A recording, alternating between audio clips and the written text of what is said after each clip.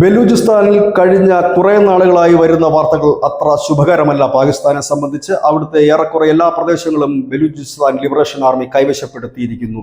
ഏതായാലും ഇപ്പോൾ പുറത്തു വരുന്ന വാർത്ത മറ്റൊന്നാണ്. അമേരിക്ക ബലൂചിസ്ഥാൻ മേഖലയിലേക്ക് ഇറങ്ങുന്നു. അത് പിടിച്ചെടുക്കാനുള്ളൊരു നീക്കം തന്നെയാണ്. US bureau of south and central Asia അഫയേഴ്സിന്റെ തലവൻ എറിക് മേയർ പലവട്ടമാണ് ബലൂച്ച് മേഖല സന്ദർശിച്ചത്. ഇതിന്റെ ഭാഗമായി അദ്ദേഹത്തെ അനുഗമിച്ച ഒരു ഉന്നതതല സംഘം പാകിസ്ഥാന്റെ ചീഫ് ഫീൽഡ് മാർഷൽ അസീം മുനീറുമായി ചർച്ച നടത്തുകയും ചെയ്തിരിക്കുന്നു. $6 ട്രില്യൺ ധാതു സമ്പത്താണ് ബലൂചിസ്ഥാനുള്ളത്.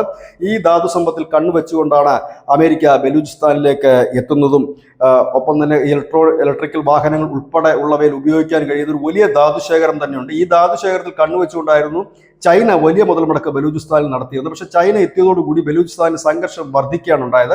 പക്ഷേ അമേരിക്ക എത്തുന്നതോടുകൂടി എന്ത് സംഭവിക്കും എന്നറിയില്ല. അമേരിക്കയെ സംബന്ധിച്ച് ഒരു വലിയ നിക്ഷേപം തന്നെ അവിടെ നടത്താൻ അവർ ആഗ്രഹിക്കുന്നുമുണ്ട്. ഇതോടുകൂടി ചൈനയും പാകിസ്ഥാനും തമ്മിലുള്ള ബന്ധം വഷളായി തുടങ്ങിയതായിട്ടുള്ള ചില വാർത്തകളും പുറത്തു വരുന്നുണ്ട്. ഈ മേഖലയിൽ ഇന്ത്യ ജാഗ്രതയോടുകൂടി തന്നെയാണ് കാണുന്നത്. അമേരിക്കയാണ് ബലൂചിസ്ഥാൻ ഏറ്റെടുക്കുകയും അതിനൊരു സ്വതന്ത്ര പദവി ആ പ്രദേശത്തിന് നൽകുകയും ചെയ്താൽ ഇന്ത്യക്ക് ഒരു പങ്കാളി, അമേരിക്ക എന്ന് പറയുന്ന ഒരു പങ്കാളി, പാകിസ്ഥാനേക്കാൾ കൂടുതൽ വിശ്വസിക്കാൻ കഴിയുന്ന ഒരു പങ്കാളിയെ ലഭിക്കും.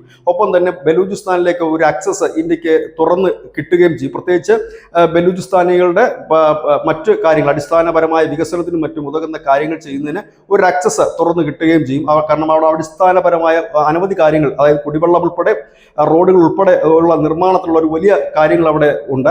അതിനുള്ളൊരു മേഖല തുറന്നു കിട്ടും.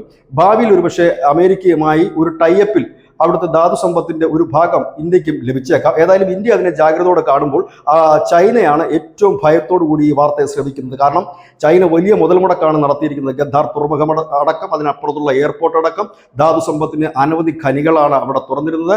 ആ ഖനികളിലൊക്കെ ഉള്ള ചൈനീസ് എഞ്ചിനീയർമാരെ മറ്റുമൊക്കെ BLA കൊന്നൊടുക്കുന്ന വാർത്തയും നമ്മൾ കണ്ടതാണ്. ഏതായാലും ചൈനയുടെ ഈ മുതൽ ഇറക്കിയത് എങ്ങനെ തിരിച്ചു നൽകും എന്നുള്ളതായിരിക്കാം മറ്റൊരു ചോദ്യം. ഏതായാലും അമേരിക്കയെ സംബന്ധിച്ച് അവരിപ്പോൾ ഒന്നാമതെത്തുവാൻ, സാമ്പത്തികമായി ഒന്നാം ശക്തിയായി നിലനിൽക്കുവാൻ വേണ്ടിയിട്ടുള്ള ഒരു വലിയ പ്ലാനിങ് നടക്കുകയാണ്. അതിൻ്റെ ഭാഗമായിട്ടാണ് ബലൂചിസ്ഥാൻ മേഖലയിലെ ഈ ധാതു സമ്പത്തുകൾ ഖനനം ചെയ്യാനും അത് കൈവശപ്പെടുത്താനും അമേരിക്ക നീക്കം തുടങ്ങിയിരിക്കുന്നത്. ഇതിൻ്റെ ഭാഗമായിട്ട് അനവധി കൂടിക്കാഴ്ചകൾ ഇതുവരെ നടന്നു കഴിഞ്ഞു എന്നാണ് പുറത്തു വരുന്ന വിവരം. News desk, news India Malayalam.